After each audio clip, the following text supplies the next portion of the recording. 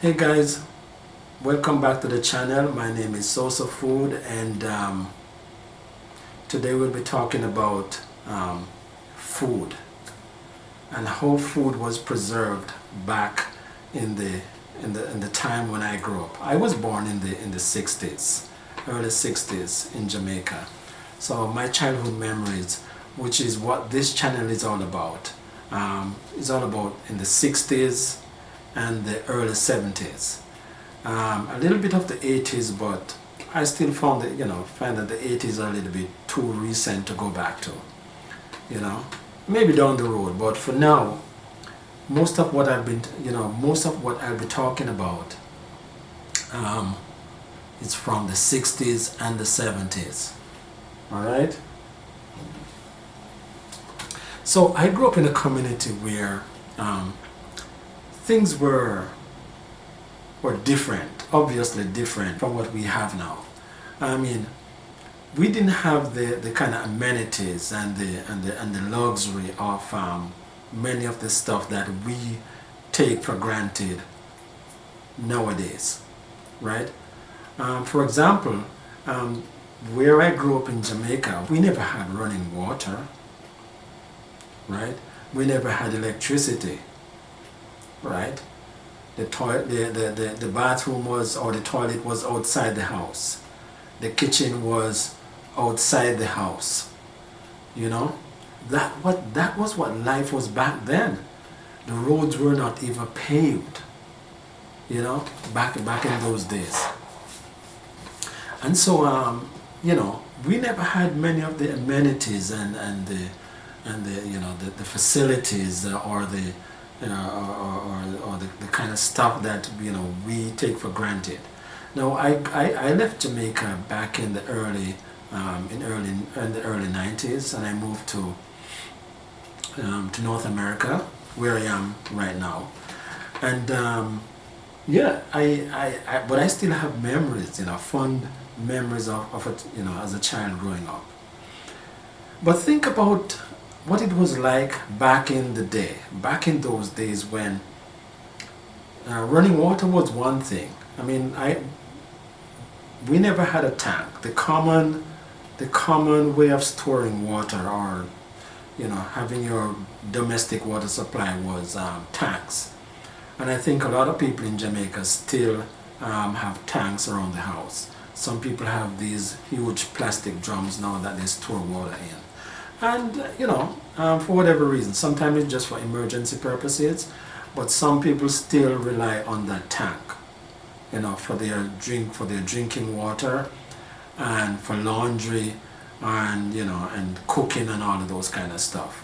Now, me personally, we never had a tank at home, but all the neighbors around us had tanks, and as neighbors we lived well together, so we were allowed to fetch water from whichever tank, as long as they had enough.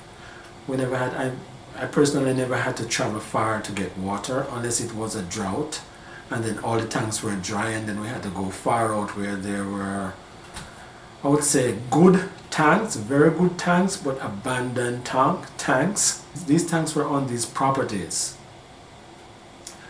these colonial properties, if I may call them.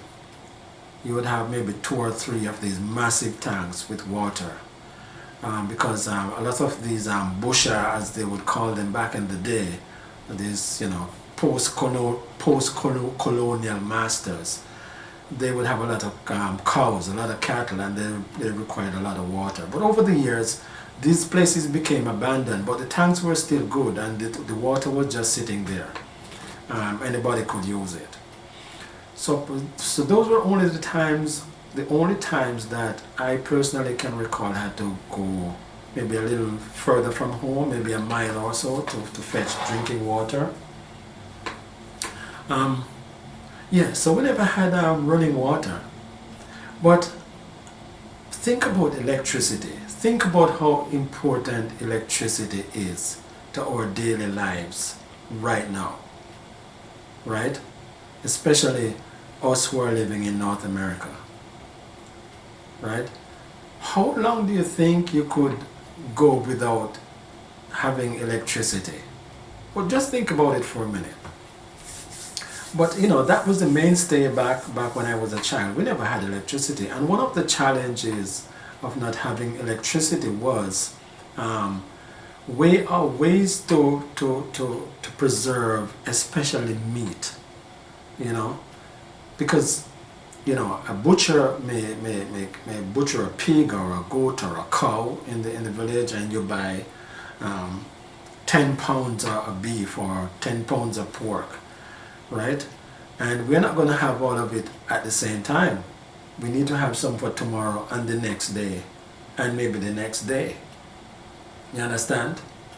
So not having electricity posed a challenge, because you need, you know, in order to have a refrigerator, which only a few people, the more well-to-do, could afford, you need electricity, right?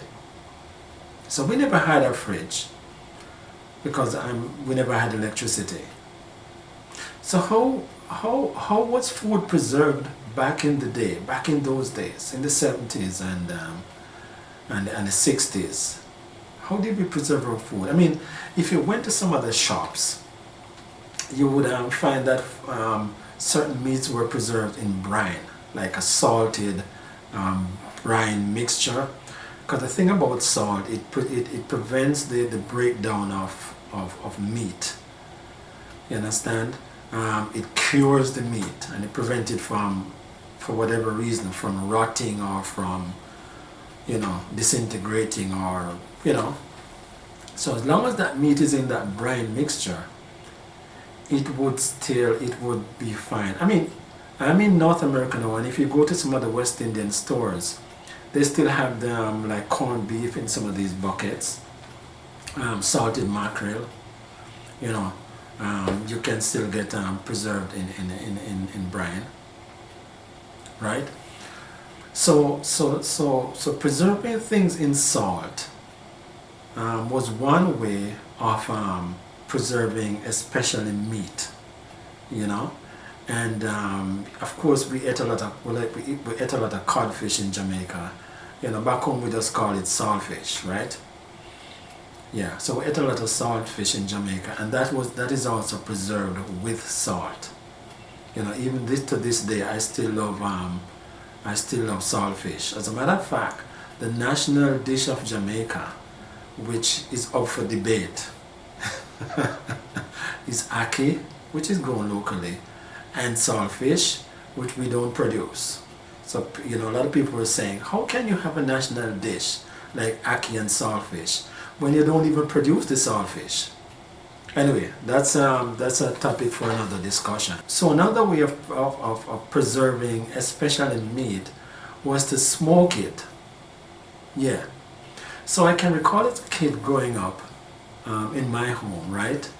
My grandmother, when we have, you know, excess amount of meat, she would hang it over the fireplace in the kitchen. And while we are cooking,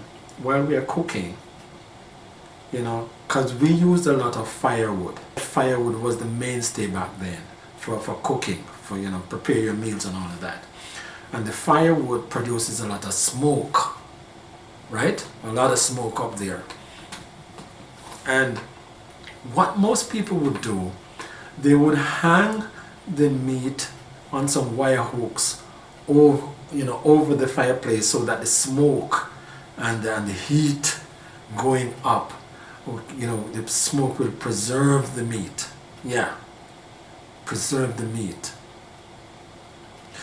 And that was one way, a very common way of preserving meat back then. Yeah, but the challenge would arise when for us especially, who sometimes you can't find enough firewood. Sometimes you can't leave the fire going as long as you would want to leave it going.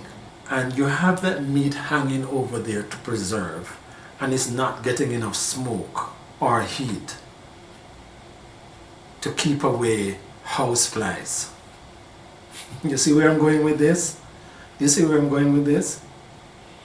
Right, so if that meat hanging over the fireplace is not, it doesn't have a constant smoke, going up to it, because essentially you may be okay. So you may be saying to yourself, so what happened? What happened to that meat at night? So what most people do, they would take it down. They would put it in what was called the pun pan. And we're going to talk about the pun pan.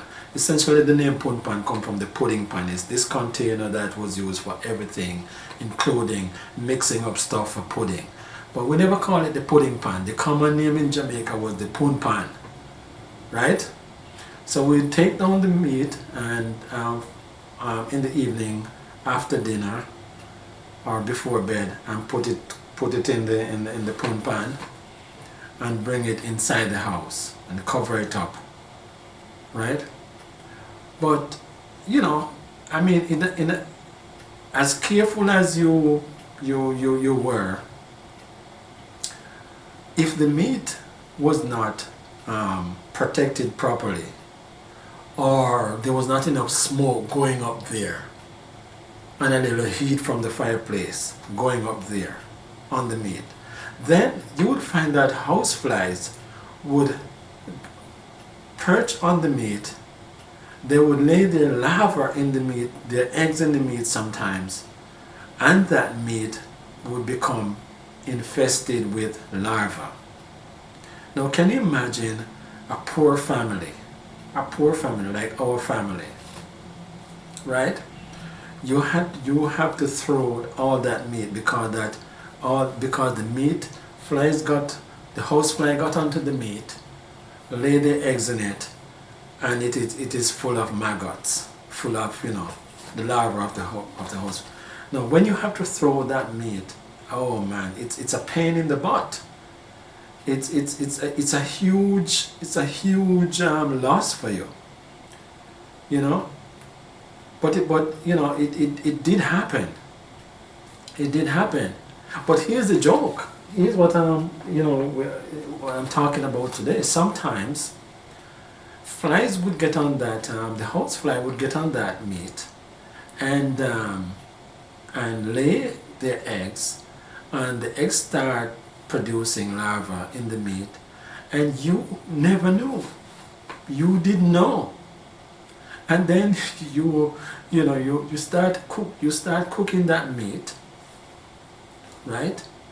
And then on careful observation, you found that there's larvae in the meat. Oh my goodness. And I'm sure that as kids we might have consumed meat. You know, the term for that, when that happens, the term that was used back in Jamaica then was that the meat was touched. Yes, the meat was touched because it had larvae inside of it. Yeah, so I'm sure that as a kid growing up, we might have had meat that was touched somewhat. Touched in the sense that there was larvae from the horsefly in the meat, or whatever flies in the meat. Yeah, you know, I'm sure you're watching this and you might be cringing and but trust me guys, this was commonplace back then. This is nothing new. If you grew up in the 60s in Jamaica, or in the 70s, if you grew up in a rural community where you never had electricity or running water, that was how, apart from curing the meat in salt brine, that was one way how that was one way people used to preserve their meat, right? So that it doesn't go bad before they're ready to use it. You know, the challenge comes in when flies got into it and you're unaware, and you know, and you start consuming it without, and then you realize when it's late. But trust me, like I said, I'm giving it to you raw and unadulterated. That's how it was back then. And you know, we did with whatever we had. We did the best with whatever we had. And those were some of the challenges um, that we had to, that we encountered, you know, growing up as kids.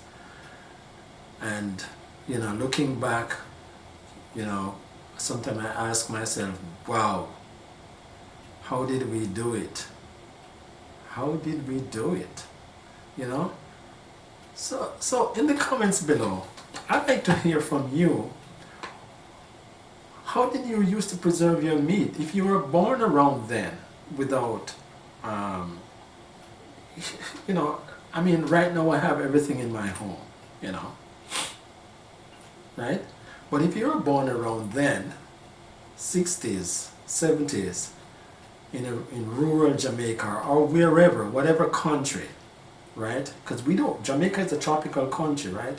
We don't have winters there. It's not like you can put your meat outside in minus 15 outside in the winter to prevent it from go bad. We never had that luxury. Jamaica is a hot country, so things go bad like meat quickly if it's not refrigerated properly, right? How did you used to preserve your meat? Was it the same kind of method? I mean, you may not necessarily be from Jamaica, but you're from a tropical country. And even if you weren't, if you're from a European country, right? How did you used to preserve meat? What was it like for you? How did your parents preserve it? Was it in brine? Was it smoked? What were your methods, right? So hit me up in the comments below. Yeah, give us some feedback. Keep it respectful, right? Yes, the word here is respectful. Okay. Okay.